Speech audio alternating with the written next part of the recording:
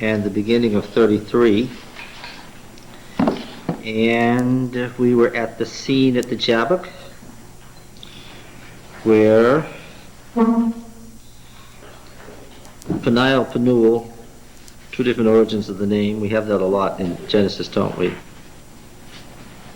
And he meets Esau. We actually read the passage where he meets Esau in chapter 33. And we commented on the fact that Esau had gotten over his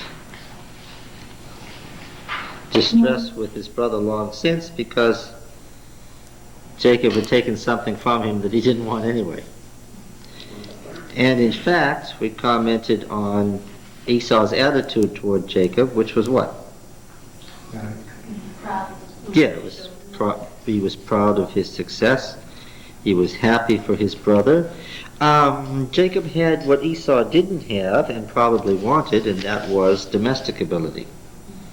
Esau had the ability of a frontiersman. He was a wild man, but he didn't have the ability to manage successfully in society. He never became socialized, probably because his father never required it of him. So Esau saw something in Jacob that he didn't have. And in the meantime, what could we say about Jacob? Jacob has been a particularly vulnerable person this whole time, hasn't he? Wherever he went, what's the thing you notice about Jacob? He's very vulnerable. Not like the picture of Abraham at all. He's very vulnerable. And Esau offers him what? Offers him protection. And this begins the strange love-hate relationship with the Edomites that runs through the Bible. Right? Are the Edomites friend or foe? They never quite decided, all the way through the Old Testament. The Edomites come up again and again and again. They're a people apart and separate. Israel treats the Edom always different from any other nation. You remember in the Exodus when they were approaching the borders of Edom? Moses sent a letter to the king of Edom. What did the letter contain? A very, very careful request. Can we go through your territory? We won't turn aside from the main road. We'll stop at the wells and we'll pay for the water. And what did the Edomites say? No. And what did Israel do? Unlike all the other encounters they had, what did they do? They went around. They went into the desert, and they went into the Arabian desert and went around the hard way. It was a very difficult thing to do, what they did, as a result, rather than enter the Edomite territory without permission. And there is this feeling about the Edomites that they know the truth and they're part of the covenant people, but they don't follow the truth. That runs all the way through the Old Testament. You see the prophets. Who is our last main Edomite in the Bible?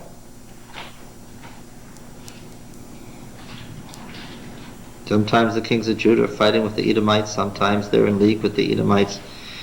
The Babylonian, one of the things that was so annoying, and you see it in Ezekiel even, is that the Edomites sided with the Babylonians at the destruction of Jerusalem. The Jews just couldn't get over that because there was this special feeling about the Edomites.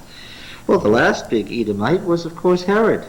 The Herodian family were the royal family of Edom. Yeah. So when you talk about all those Herods, Herod the Great, Herod the Tetrarch, Herod Philip, Herod Agrippa, those are the last kings of Edom. Oops. Yes? No question your statement, but what tells us in, say, the Gospels that these were descendants? It says that Herod being an Idumean, Edomite, it mentions it in there. And Josephus tells us at length how the Jews had trouble with this idea of the Herodian family ruling. The wife was a Jew, but the thing that upset them was that Herod was Edomite. With this strange love-hate relationship that went on, not just between the brothers, but all the way down. Now we're talking about 20 centuries. Let's talk about something else here for a moment. I wanted to digress about this. Let's talk about divine sovereignty and human freedom again. Because when we talked about it the first time, we hadn't covered enough of the Bible for it to make much sense. This argument has gone on for centuries. Of course, Augustine set the concept for the Christian church. And who was the great Augustinian in the Reformation? Why are a lot of the Protestant churches Augustinian? Well, because of John Calvin. What was Calvin's idea about human freedom? Yeah. You were free to do what? Yeah, and who is the prime example? Because Paul picked it out as an example in Romans 9. Who's the prime example of? Jacob and Esau. Yeah, so we have to stop and comment on it. See, Calvin's idea was that Esau didn't make it. Why? Yeah, God, before they were born, God had said this is the way it's going to be.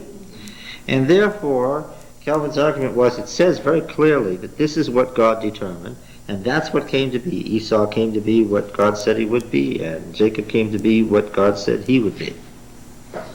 And therefore, what? What do you know?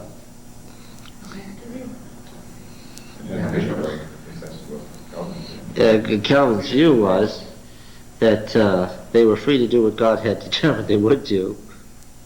It's pretty tough. What happened to, wasn't Esau part of Abraham's seed? Yes. He got cheated then, or what? That's Paul's argument. Jacob I've loved and Esau I've hated. Why does it say he hated him? He was part of Abraham's seed, you know. So I'll have mercy on whom I'll have mercy, and I'll have justice on whom I'll have justice. Of course, what Paul was talking about was the fact that the Jews as a whole didn't accept Christ. And he was wrestling with how could that be? All right. Now you could reverse it as Arminius did. Now we're Arminian, aren't we? What did he say? He said the reverse. Oh, God only said that they would be that way. Why?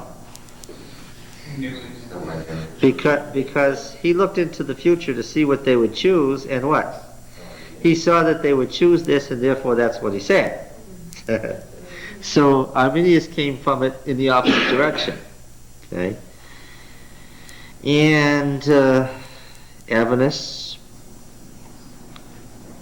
being Baptists, you understand that Adventists are Baptists as far as the sources of Adventism, as far as the Protestant religion. Where does it go back? It goes back to the Anabaptists of the Middle Ages. Adventists, being Baptists, are Arminians, right?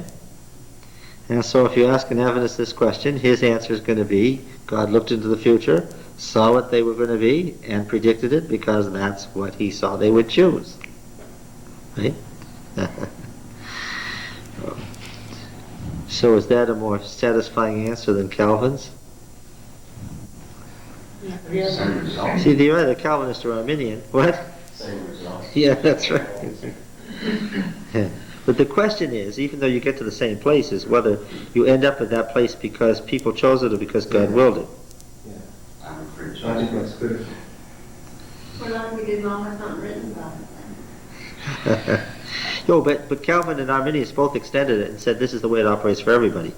Either God has predetermined what you're going to be based on your own choices in the future and so on, or else he's decided what it's going to be. But we don't know what it is because nobody wrote it for us. Yes. Yeah, that's what it predicted. But he did. In the Gospels, in Christ, it is written for us. If we choose. Yeah. Yeah. I always come back to, I would that you would prosper and be healthy. Mm-hmm. That's his will. Mm-hmm. Yeah. You see, in the end, this is a set of opposites now. Now let me ask again, is the table still or in motion? Both. It's both. Right? In fact, the world is what? Moving and is fixed. That's true of everything, isn't it? The theory of relativity says there are opposites in everything at all times. Are we inner or outer in our personalities? Well, it's both, right? Hard and soft, up and down. You don't have any concept of these unless they're together. In fact, you couldn't really say what righteousness is, and this is what the great controversy is about. You couldn't really say what righteousness is, what? Unless you had evil. Yes, evil completes righteousness. Adam and Eve could never have said what God's righteousness meant. Neither could anybody else in the universe until what? There was evil people. Gabriel couldn't have told you what God's righteousness meant. Didn't mean anything. Why? You can't tell one side of a pair of opposites until what? So you understand the other side. You can't really have down unless you have what? Up. That's not possible. You can't have still unless you have motion.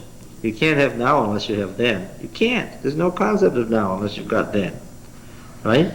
That scares me though, because our young people think that I've got to experience all the evil, so I'll know what good is. Well, we automatically experience evil whether we choose particular sins or not. We automatically experience evil. And we find out what good and evil is because that's what Genesis 3 says. We're going to know good and evil, right? Automatically. You don't have to go try any particular sin to find it out. You know, it's like the other. It seems like the other worlds that they see what evil is through us. Vicariously. And, That's and right. the same way with each one of us, and hopefully, you know, I can teach my children that not to make mistakes that I've made. Have you ever read a book that moved you or watched a movie that moved you? They're not sitting by passively. They're entering into the experience. They're part of the experience. The whole universe is experiencing this great controversy. And my point is, you cannot have an argument about God's sovereignty and human freedom and not end up on the side of human freedom. And you can't have an argument about God's sovereignty and human freedom and end up on the side of God's sovereignty. Why? If you end up on one side or the other, what do you know for sure? You're wrong. See, when I read the works of John Calvin, he's wrong. Not in what he affirms, but what he denies. And when I read Arminius' answer, I see that he is wrong too. Not in what he affirms, but what he denies. Because what does Calvin deny? Being a good Augustinian, he denies free will. But then what does Arminius do? He says that we're independent of God in the sense that we make these choices. God lets us there to make the choice. There's no such thing as free choice in that sense. Wasn't that deism too? Yeah. It lessens God's absolute sovereignty. After all, is not human freedom based on God's sovereignty? How did we get this human freedom? First of all, who made all our bodies and all our minds and all our human history? Who keeps all of us alive at every moment? Who brings us to certain points where we can make a choice? And after all, if God hadn't intervened, would it be possible for human beings to make a choice? No. Once Adam made a choice, what? That would have been it for everybody. There is no human freedom if there isn't what? If there isn't sovereignty. And God wants everybody free to make a choice. That's His will. And whatever choice it is, what does He do? He affirms that choice. You know, when God says, let him that is holy be holy still, and him that is filthy be filthy still, what is He doing? He's affirming choices. Just good choices? Oh, no. Good and bad choices. Why? After all, who made it possible for there to be sin? Let's keep that in mind. God. You couldn't have sin without God. And you know, you go through the days and the years and you pray for peace and you pray for this spirit of Christ. But you know, I found that the more we pray for the Spirit of God and peace, the more we have the devil and hell. I mean, because all storms break loose when you pray for peace. Yeah. And then we've got, is this what I asked for? You know?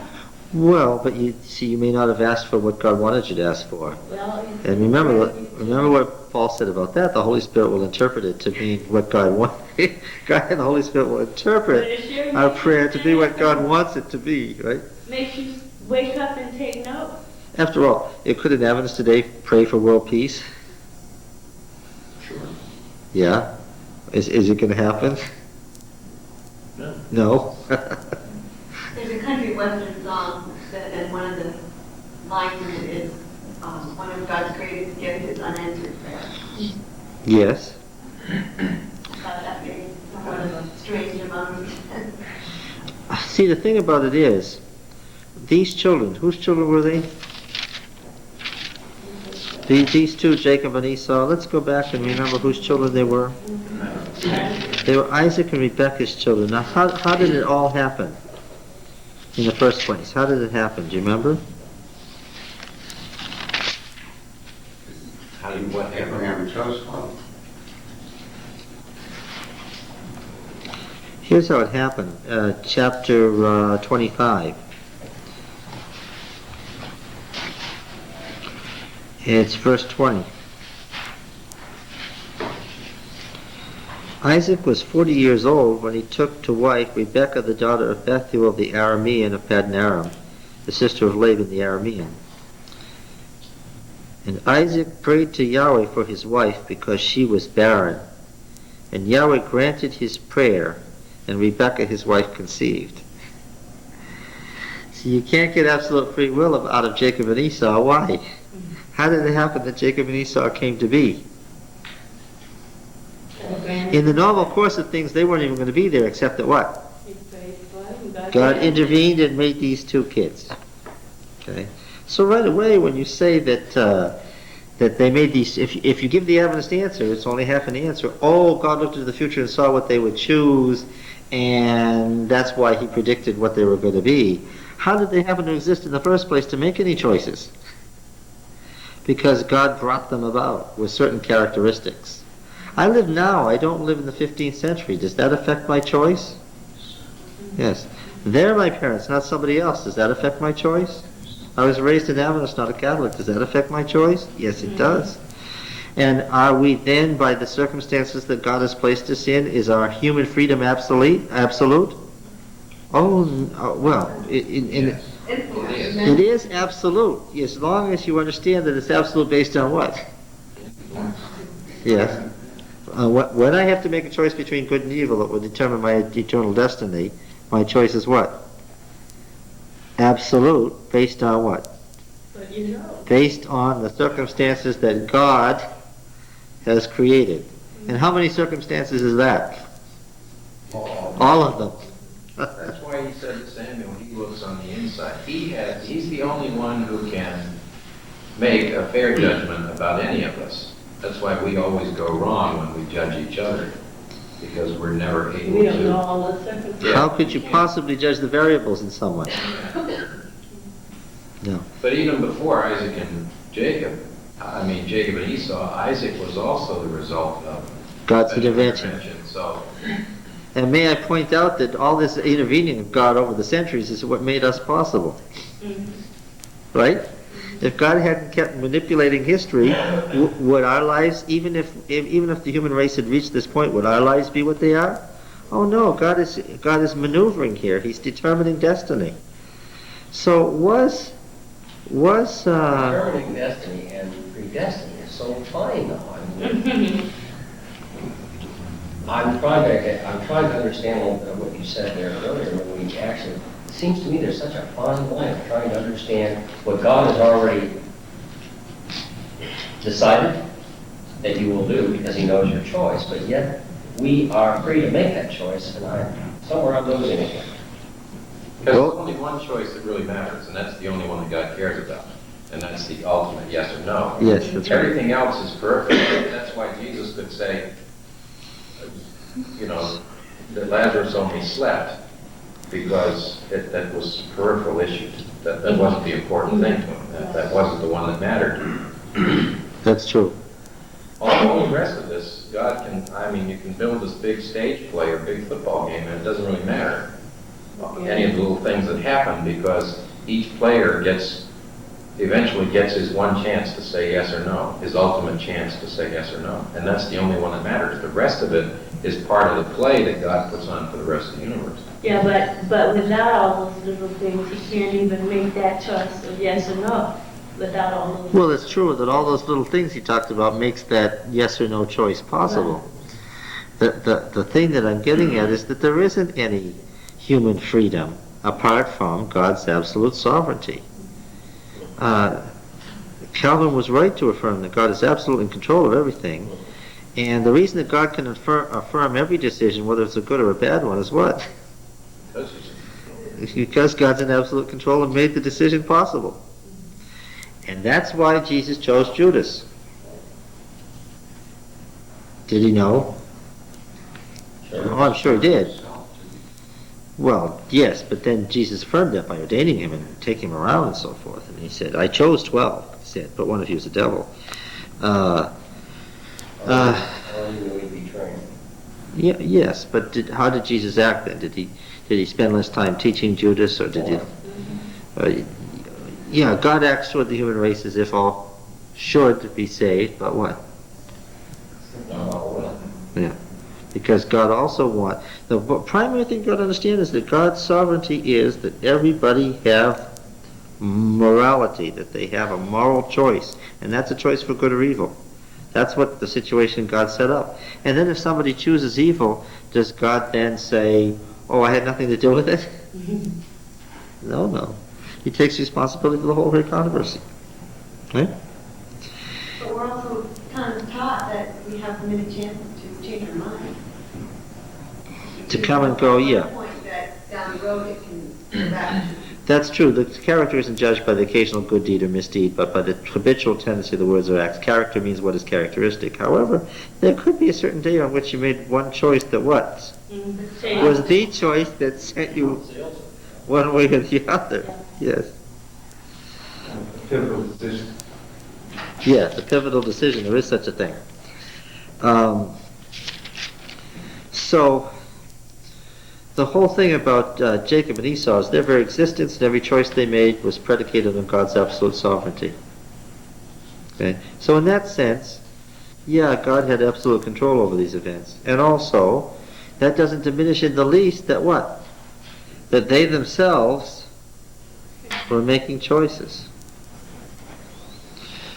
Partially based on the fact that Rebekah was there with her one son, and Isaac that was there with the other son, and they inherited characteristics, and all that characteristics being inherited was under the control of God because he set this whole situation up. He, after all, made genetics, right? He got in genetics. So you have to understand that human freedom doesn't operate in some sort of independent vacuum of divine sovereignty, it doesn't. See, the thing that Calvin had a problem with was his own personal experience. He was a French lawyer, trained in Augustinian logic. And he looked at what the Bible said, and it was so obviously clear. And he looked at half of Europe accepting it, and he looked at France rejecting it. And he knew that most Frenchmen were logical and intelligent, and what did he conclude? He read Romans 9 and he concluded the only reason that France could possibly stay Catholic was what? God must have what? Predestined that these people will stay Catholic so that they can be damned. That's what he said. That was his conclusion. He could not fathom that France would not become a Protestant country. It was just beyond his comprehension. And the more it happened, the more he went toward the absolute sovereignty of God as an explanation for it. Okay? Wouldn't you say the essence of freedom is that God has arranged circumstances so that the person doesn't have to choose the bad? Yes, that's right. He makes possible a choice for good. And right there you have the joining of divine sovereignty and human freedom. Okay. So when these discussions involve like physics, you're talking about reductionist viewpoints. Is a person more than the combination of all the molecules and atoms that they're made up of? Someone that was strictly reductionist would say, well, a person is really completely controlled by their heredity and their environment, and they really have no choice because they're just following the laws of physics. You look at their wave function and it continues on whichever way it was. And for us to really believe in freedom, we sort of have to believe there's more to a person than all of their positive pieces. Yes, than all the physical aspects, yes. Including the inherited ones and all the chemistry involved and what goes into a decision in the brain and so forth. Yes. All right. The thing is that whenever you get one of these theological arguments, and the Bible says both things, what do you have to look for? You have to look for a way to understand how both are true, not how to explain away one side or the other. Right? Okay. The only way the Bible makes sense when you go end to end, everything in it has to be true, or it's all a lie. Well, there are too many apparent contradictions for that to be the case. Yeah. Unless they are both true. And the biggest one is right in Genesis. Is God an infinite power, or is God a limited person? And in Genesis, right away, you don't get beyond the second chapter before God appears to be either an infinite power or a limited person. And you have to say right away, we're in trouble, or you have an infinite personal God and you have to figure out how. But this is Western logic again. The demand to understand. Yeah. The inability to accept the inexplicable. Until the 18th century, now even in ancient Greek thought they understood the opposites, but until the 18th century in European thought, people didn't consciously think about opposites and whether opposites can be true at the same time. So, it was only in the 18th century that Western minds began to think that there are opposites in reality, and how do you reconcile them? So Jacob and Esau, divine sovereignty and human freedom. Absolute, both absolute. Not some sovereignty and some freedom, but total sovereignty and total freedom. All right? That kind of takes my understanding. The total freedom is allows you to be able to accept. That's because you've been trained to be an Arminian Yeah, I was just going to say. and to think of human freedom. You don't think, but the Bible affirms so repeatedly that God is in absolute and total control of everything that you can't just explain that away. It's one of the teachings of the Bible. Right?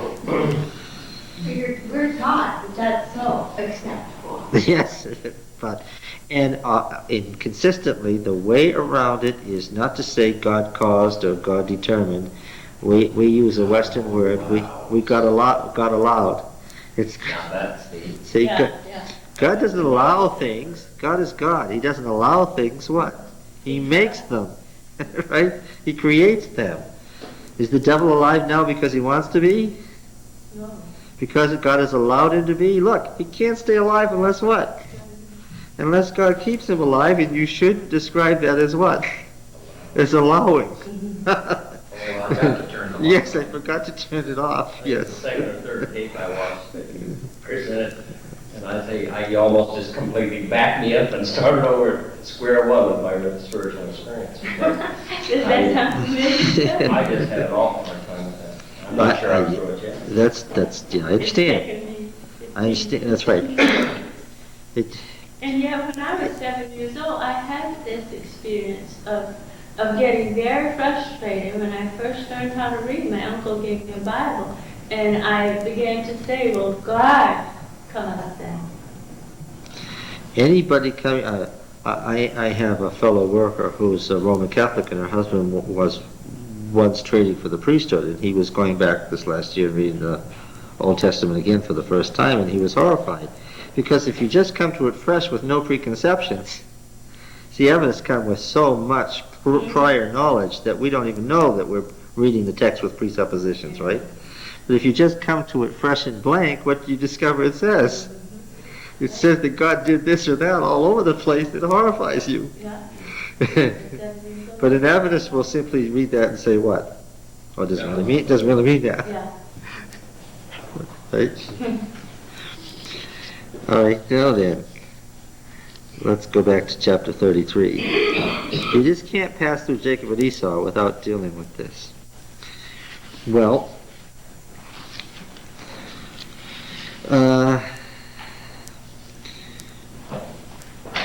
Jacob was invited by his brother to come to Seir, the capital of Edom, but he didn't go. In verse 15, Esau offered to leave some of the warriors that he had with him to protect Jacob. But he said no, and Jacob instead went to the Jordan Valley to Sukkoth, which means booths, of course. We have the Feast of Sukkoth, the Feast of Booths. And he built himself a house there, verse 17, and made booths for his cattle, therefore the name of the place is called Sukkoth. It's still there to this day. The city is still there.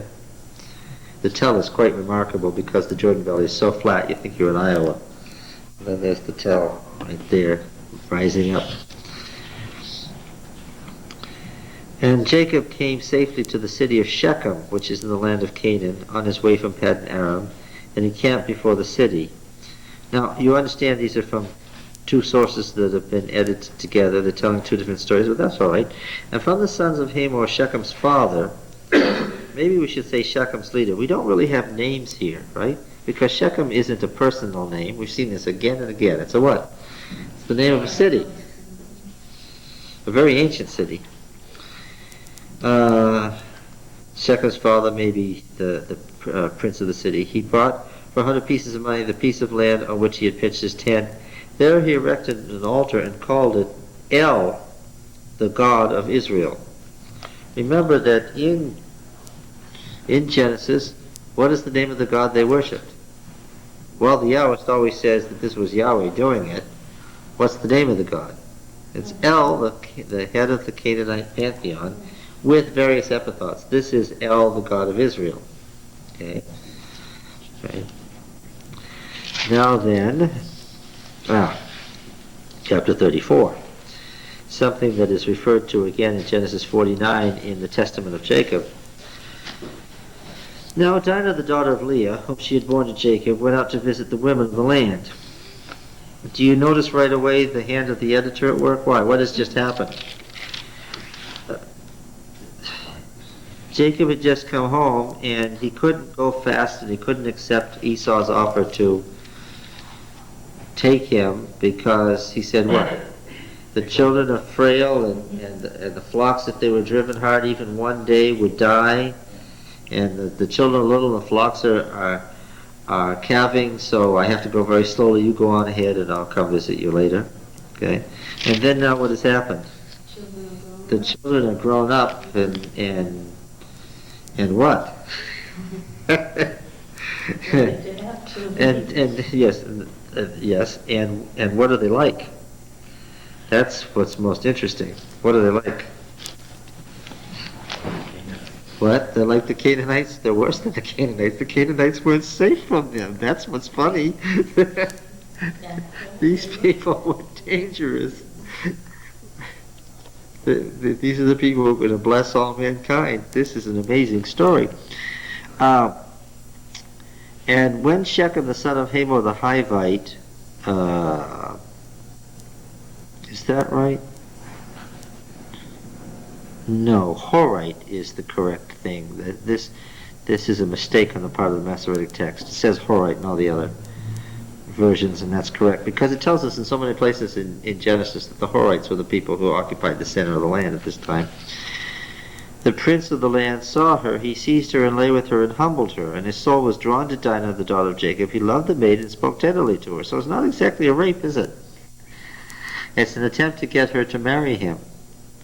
So Shechem spoke to his father Hamor, saying, "Get me this maiden for my wife." Now Jacob heard that he had defiled his daughter Dinah, but his sons were with the cattle in the field. Now this isn't close by. Why? He has immense herds, so what did they do?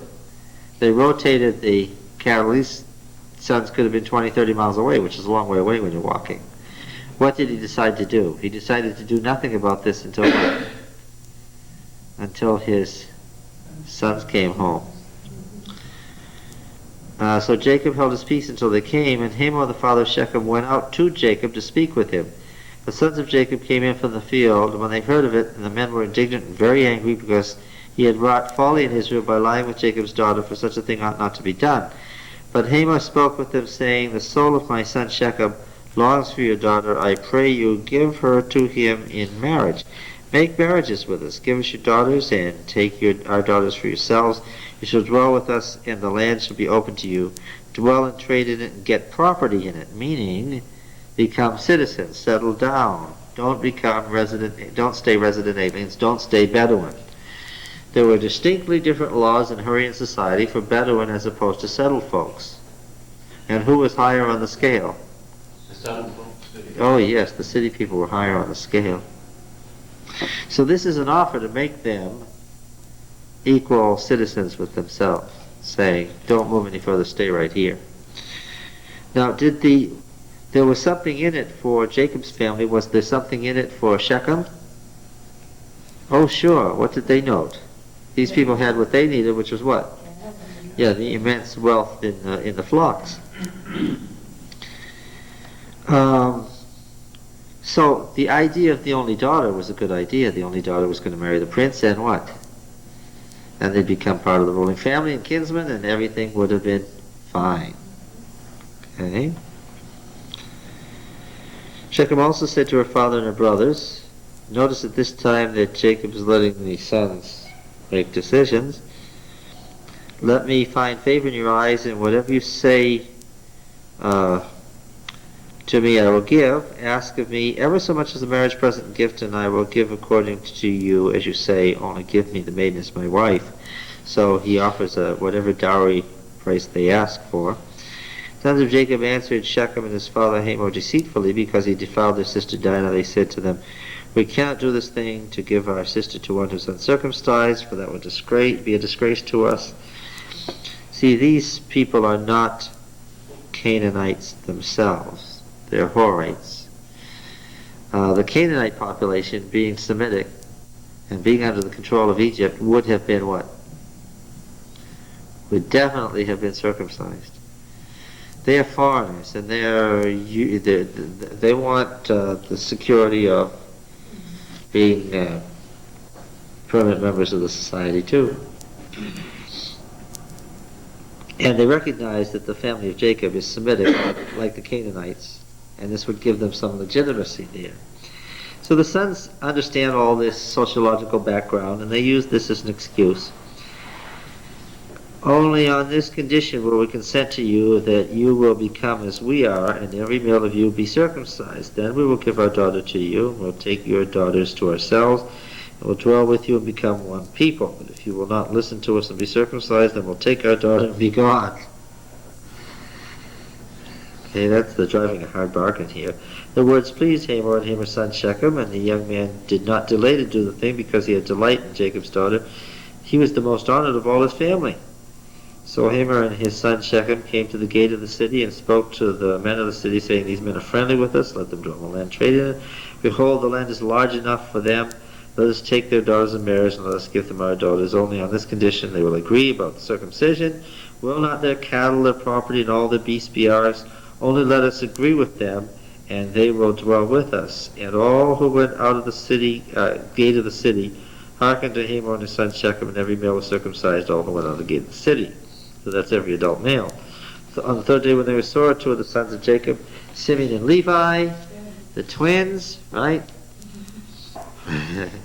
Now again, let us remind ourselves about the matter of Genesis and twins. Well, what is that? One good, one bad. Whenever you get twins, you're headed into trouble, right? Dinah's brothers took swords and came to the city unawares and killed all the males. They slew Hamor and his son Shechem with a sword, and took Dinah out of Shechem's house, where she was already there as the bride, and went away. I don't know what effect this had on their sister. And the sons of Jacob came on the slain, and now the other brothers come. After these two have murdered everybody, the other two come and do what? The other 10 come and plunder the city and take everything, because all the men are dead, leaving the women and children presumably what? Yes. Plundered the city because their sister had been defiled. They took the flocks and the herds and the asses and whatever they had in the city and the field, all their wealth, and all their little ones and their wives, all that was in their houses, they captured and made their prey, made slaves of them. And they paid a great price for that. How large was this city, would you imagine, if the two of them went in and killed everybody? Oh, I don't need to imagine. Shechem was excavated by G. Ernest Wright in the 1930s and 40s.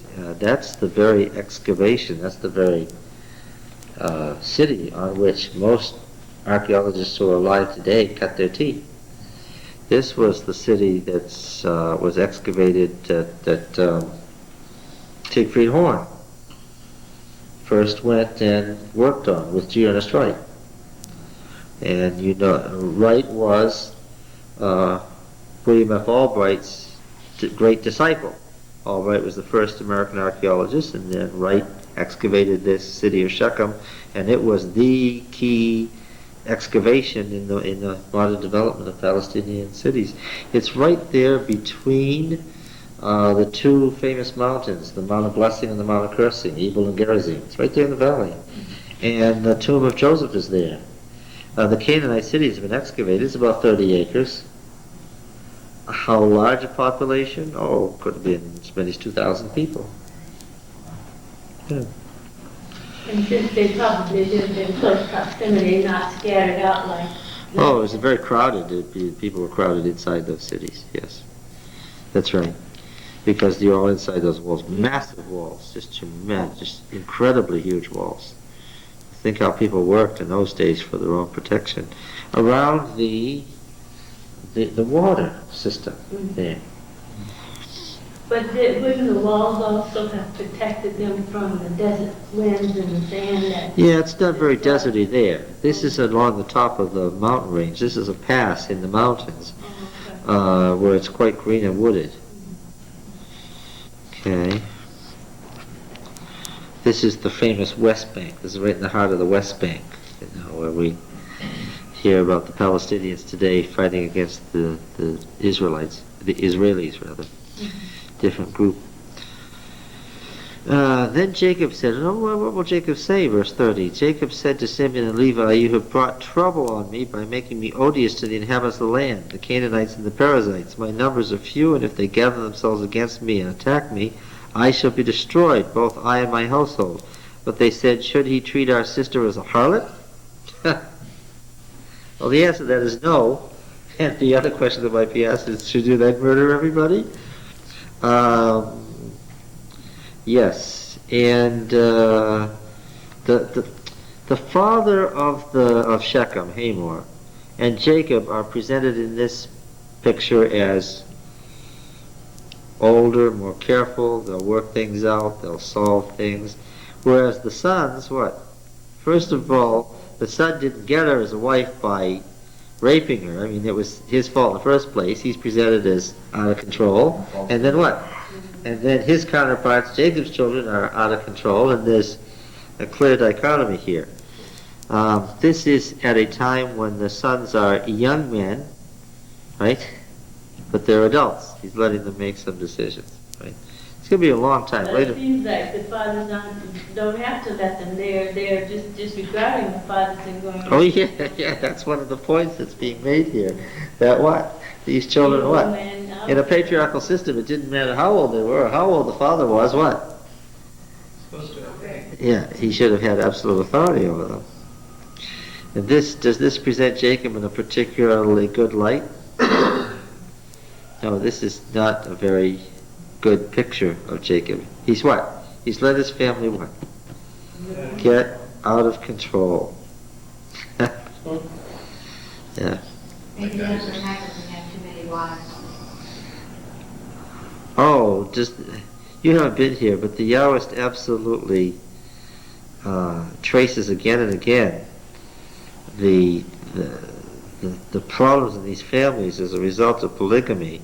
Remember, he's writing at a time when he has to deal with this problem himself. How do you end polygamy? It's not an easy matter. Not just that, though. His father was a shilly-shallier. Yes. And he was more like his father, you remember, than his mother. He was the weaker, more recessive character, right? And he might have made it if he'd had a strong wife, but the problem was what? You can't have a strong wife leading the family when you've got 4 of them.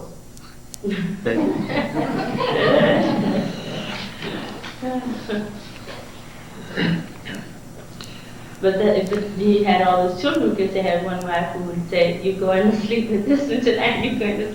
She was kind of rude in a way, though.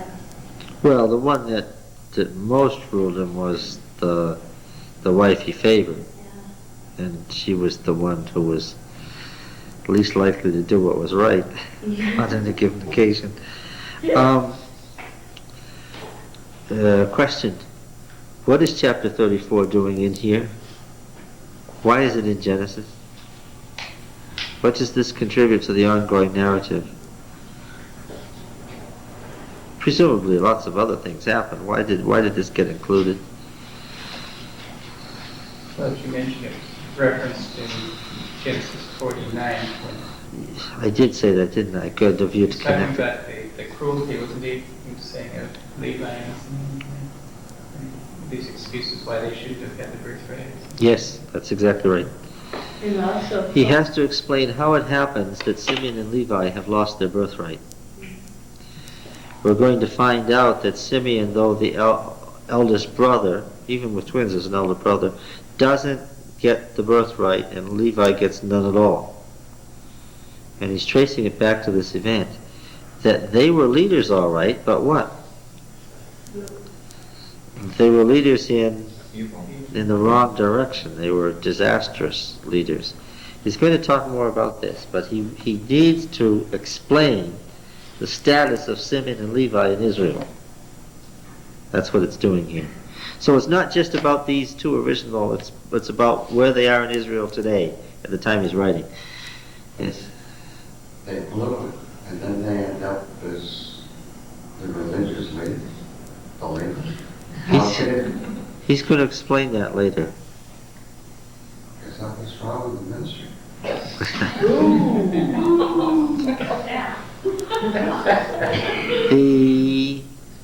There was some argument about the tribe of Levi having the priesthood.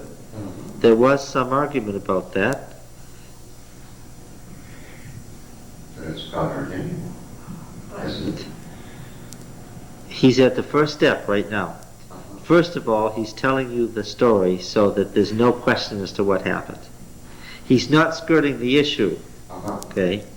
But have you gotten used to the fact that the Yahwist is a very careful writer? Nothing happens by accident when he's writing. All the details count. Yes, count for something. Exactly. Oh, thank you for saying that so clearly. same thing will happen in setting up David as king, too. Yes.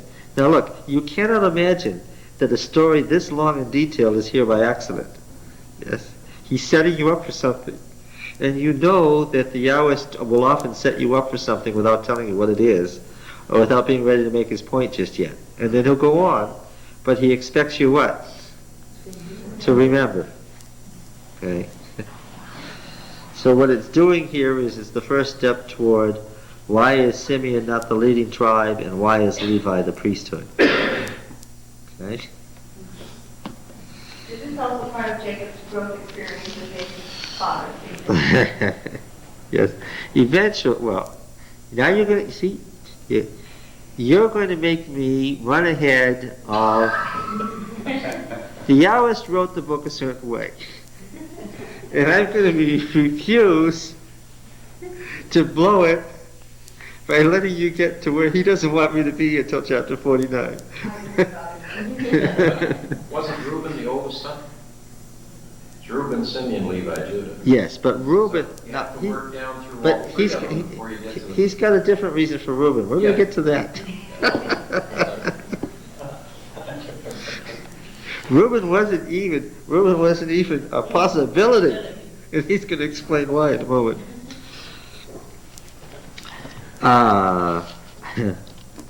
Yes. Okay, now everybody, did you just hear what he said? Keep your eyes open for Reuben. We're trying to find out if the issue is Simeon and Levi. We're trying to find out why did Reuben get tossed without even a thought. Okay, so keep your eyes open for Reuben. He's coming to it. Now, back to chapter 35. Are you following?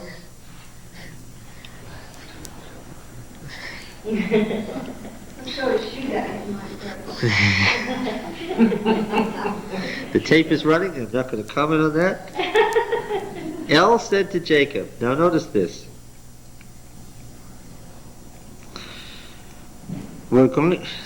This story harks back to the story which was all about El making a covenant with Jacob when he was on his way out, running away from home. Right? Now this is the return. This is the rest of that narrative. And it probably existed as all one story originally.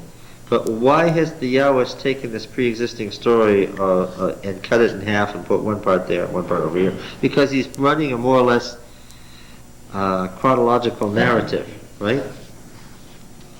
All right.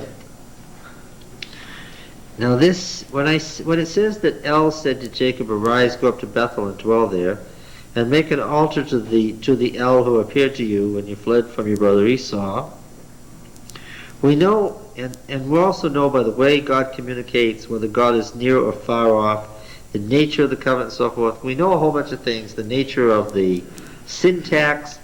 We know who isn't writing here, who is not writing. The Yahwist isn't writing here.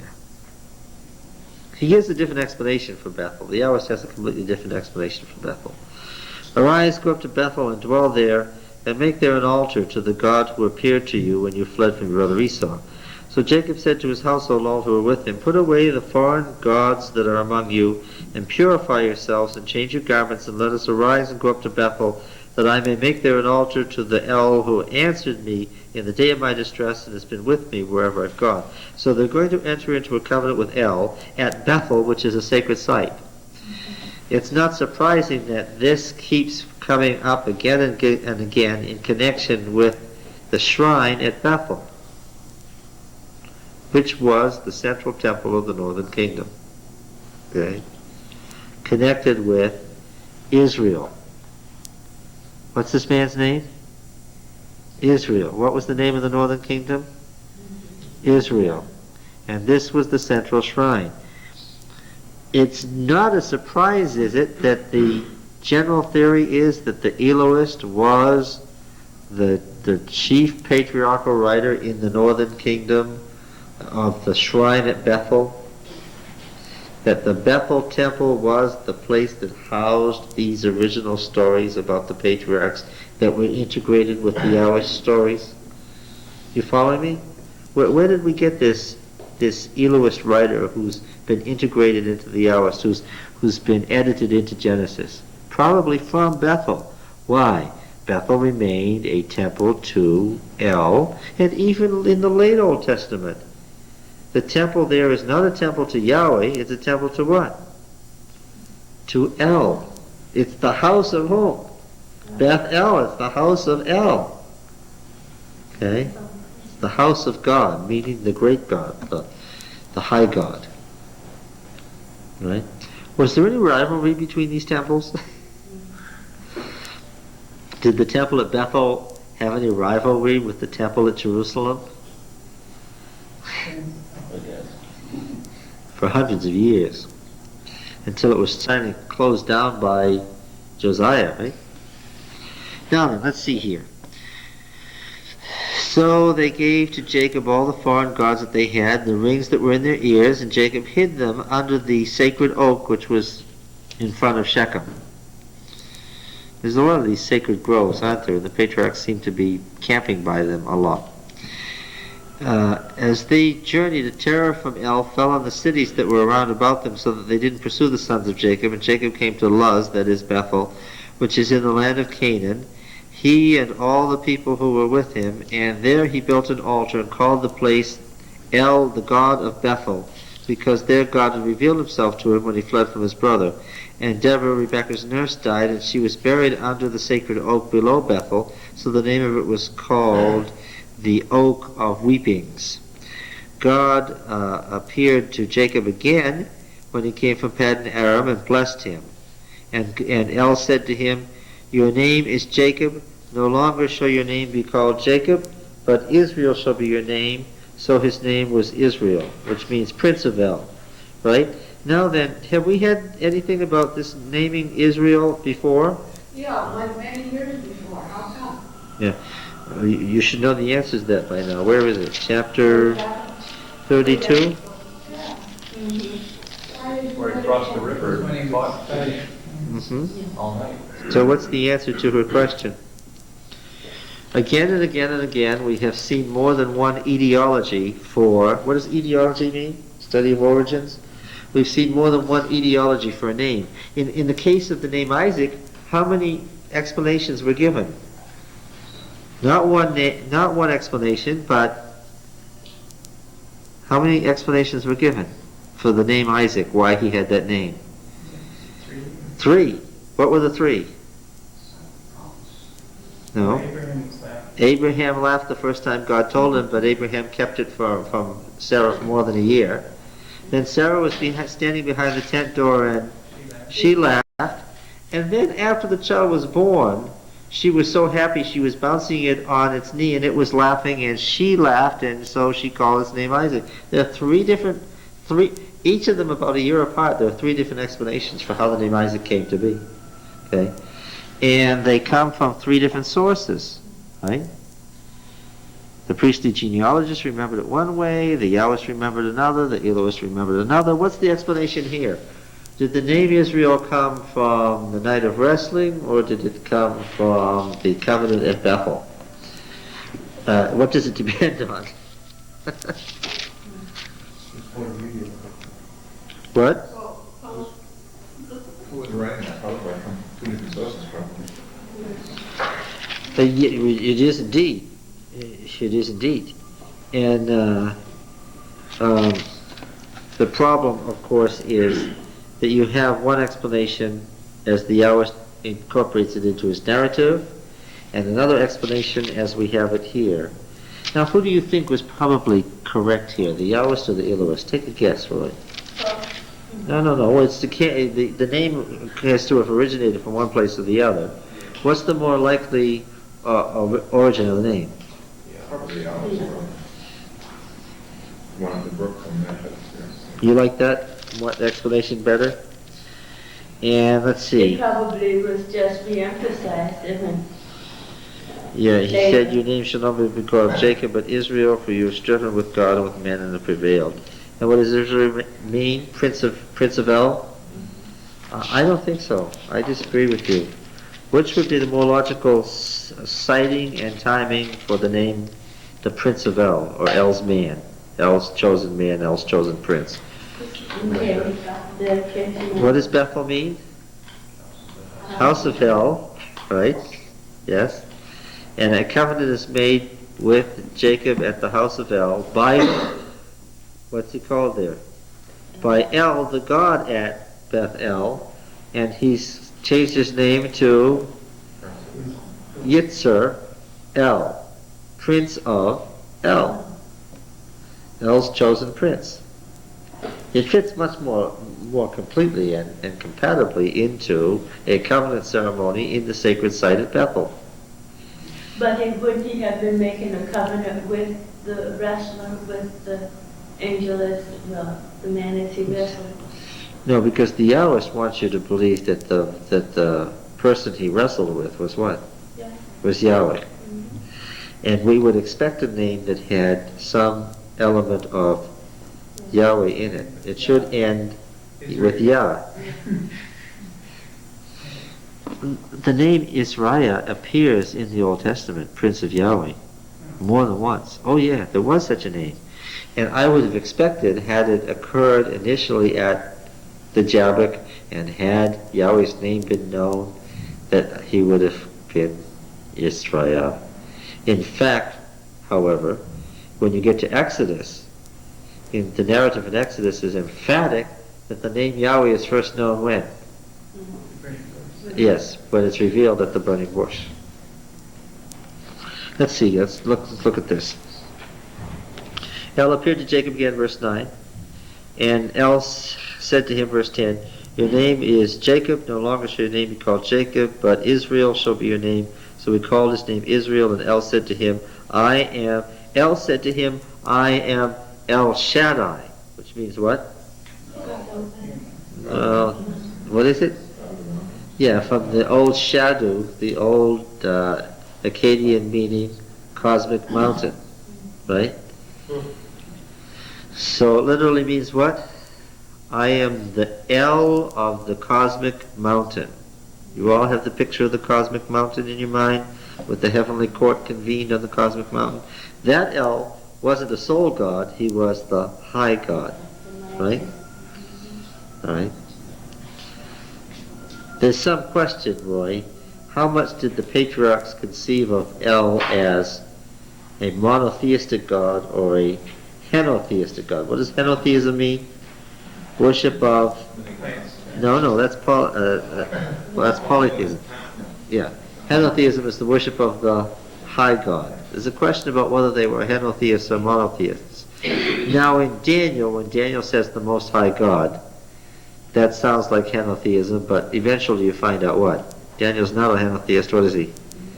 He's a monotheist, and it may have been that the patriarchs were too, that they used the name of the head of the pantheon, but considered him to be the only God.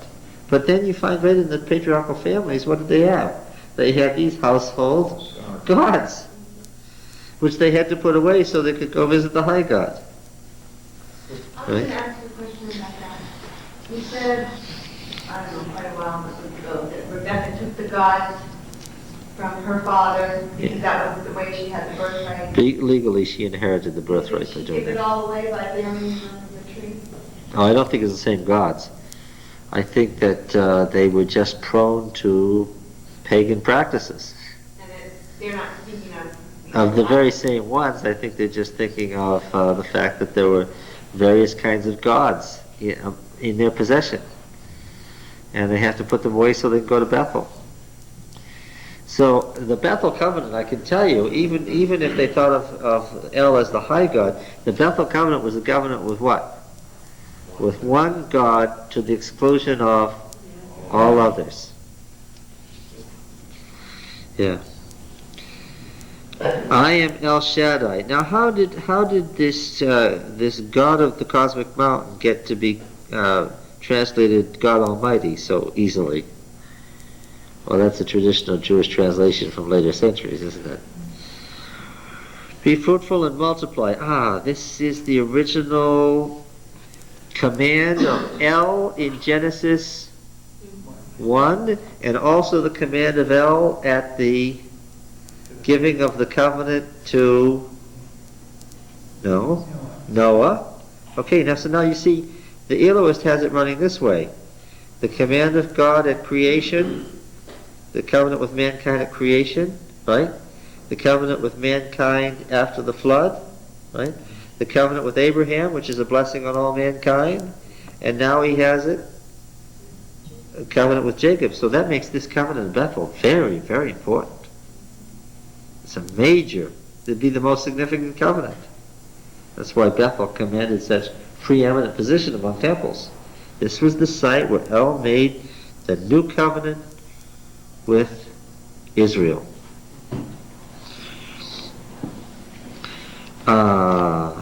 Be fruitful and multiply. A nation and a company of nations shall come from you, and kings shall spring from you. The land which I gave to Abraham and Isaac I will give to you, and I will give the land to your descendants after you.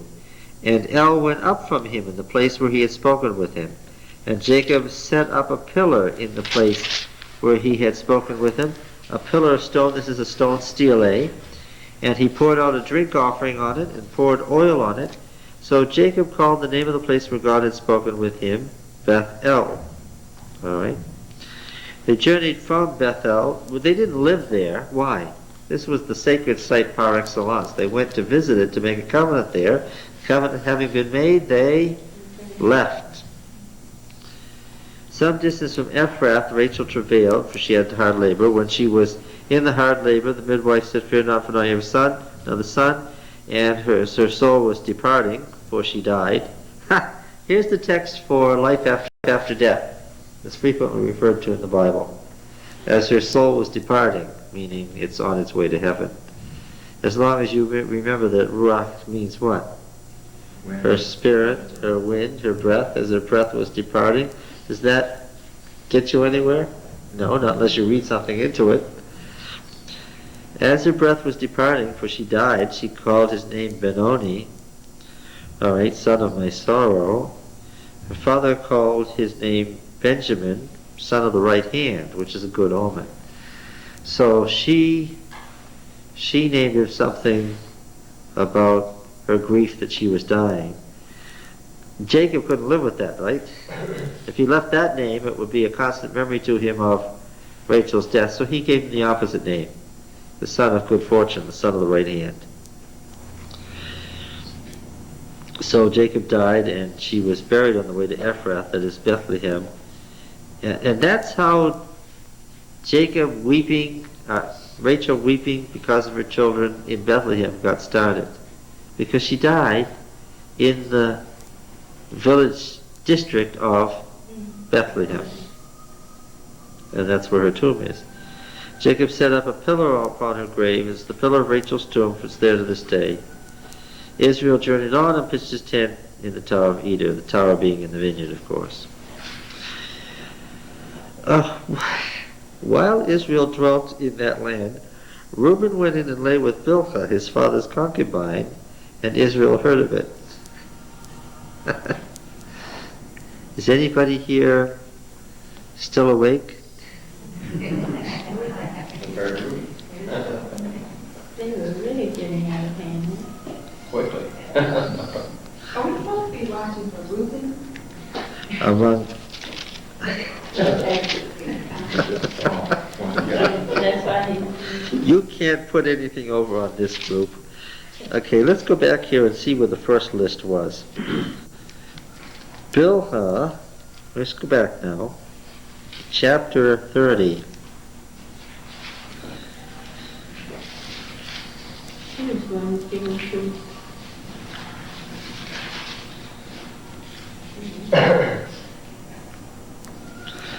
Rachel saw that she had no children. Verse 30, verse 1. She answered her sister and said, "Give me children or I shall die." Jacob's anger was kindled against Rachel, and he said, "Am I in the place of God who has withheld from you the fruit of the womb?" Then she said, "Here's my maid Bilhah." And the first two children were Dan and Naphtali. And then, so these maids, were they young or old? Yeah. Yes. Now, was Reuben... He's sleeping with his brother's mother. Yeah, that's right. That's the point. Verse 31 of the previous chapter. The Lord saw that Leah was hated. He opened her womb, but Rachel was barren. Leah conceived and bore a son. She called his name Reuben. And then came Simeon and Levi. I don't like the translation of Simeon and Levi. It doesn't show you that they're twins here. But in any case, just like the way it was translated in English kind of matched the Cain and Abel were twins, unless you understand the syntax. So Reuben was the oldest, right? Was there a great difference in age between Reuben and Bilhah? Probably not. Yeah, she was older, but not that old. After all, being a maid, she would have been a teenage girl. Now the sons of Jacob were 12. And then it lists them. It kind of crosses you up and leaves you with the idea that Benjamin was born in Paddan Aram. And then the priestly writer, where does he keep appearing? He keeps writing genealogies, right? The problem with his genealogy is acute when it comes to Isaac. Why? It's very clear as you read the Yahwist that Isaac, what was Isaac's condition at the time that Jacob left? He was on his deathbed. And in fact, what happened? He died. But when you read the priestly genealogy, what happens? He lives a lot longer. Now, where did they make these genealogies? Well, you know that they kept the genealogies in the temples, don't you? Right? And it was under the control of the priests. And which kind of genealogies were they? Linear or segmented? Segmented. Yes. And then you were enrolled when you were born where? Under that particular branch of the family. So from a segmented genealogy, you can construct a linear genealogy. Are you listening? Think about this now. If you have a thorough segmented genealogy, you can create a so-and-so as the father of so-and-so as the father of so-and-so. Or go the other way. You can say so-and-so is the son of so-and-so, the son of... You can create a linear genealogy if you have a complete segmented genealogy. Right? And these were contained in the temples. How long did they do this for? Right to the end of the temple period. In fact, they were still doing it when? In Jesus' day, so that what? Luke and Matthew could actually, by consulting temple records, do what? create a linear genealogy for Jesus based on the temple records. It's amazing. Huh? Why? After the temple records were all destroyed at the time of the Babylonian captivity, what did they do? We see this in Ezekiel, by the way. What did they do? They quickly, while the memory was still there, tried to reconstruct everything they could remember or gather from the prior written books that hadn't been destroyed. Yes. So that the chronicler tells us when they came back 150 years later, what happened? They had to be enrolled and prove that they were a member of Israel by consulting the genealogies that had been reconstructed. They had to try to prove they had a right to be part of the congregation. Yeah. So this deal about constructing segmented genealogies and maintaining them in the temple was a big deal. And it was under the control of the priests. So it's not surprising that a priestly writer keeps inserting the genealogical structure into Genesis. There's only one problem with it, and what is that? His genealogy at various points, and we saw this in Genesis 10, the problem with genealogies is that they have this notorious slippage in what place? A place that we would consider rather important. They have a slippage where? Occasionally names will get reversed. Somebody becomes the son of his father by accident. That's not the big problem. What's the big problem? They will sometimes screw up in the number of years. They'll often be off by 100 years, right? If it's 280, it turns out to be 180, or if it's 180, it turns out to be 280. In the case of Isaac, it is slipped. He either died when he was 110 or 180, one or the other. He didn't die at both times. With the priestly genealogy as it now exists, letting him live to be 180 years old, what's the problem? He dies way too late to fit with the stories. Right? It ruins the whole disaster of Jacob and Esau because Isaac was dying then. If it bothers you, let's ask it this way: which was more likely to be correct?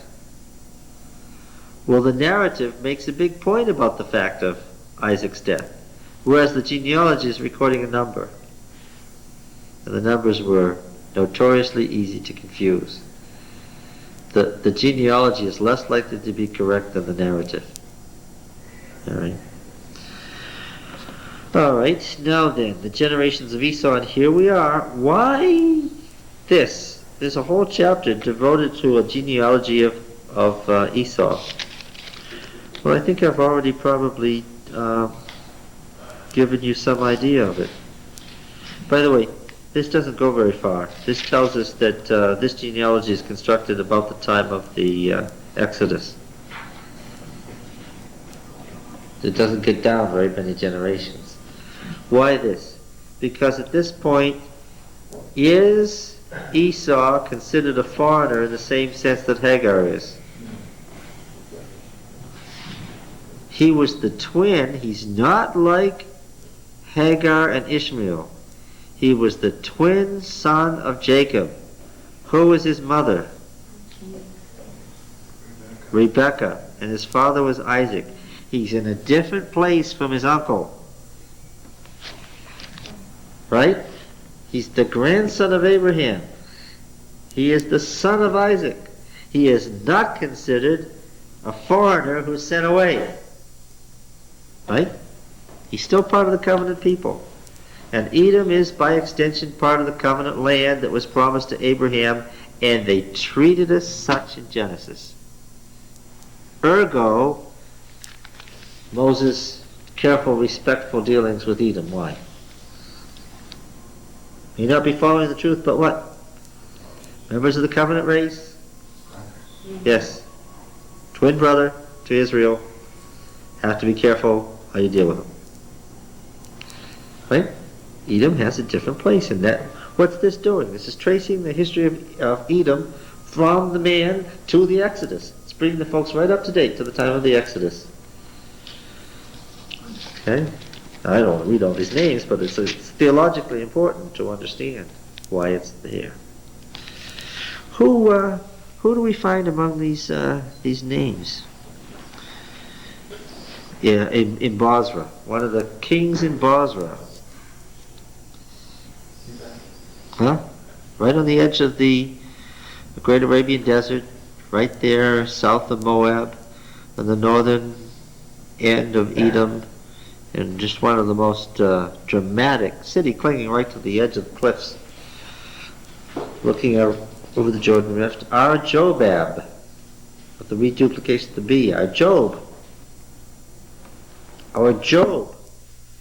of the book of Job, which was written in the Edomite language. That's why there's so many strange words in it. Edomite was a dialect of Hebrew, of Canaanite. Okay. The Job that you read of in the book of Job was one of the kings of the Edomite line. That's why there are Edomite words in the book. Okay, where is he here? Verse 33. The Job of Basra in Edom of the book of Job is right here. Is everybody with me? All right, now. So how do you know that the reduplication doesn't imply a different name? Because the reduplication is a supplied scribal matter.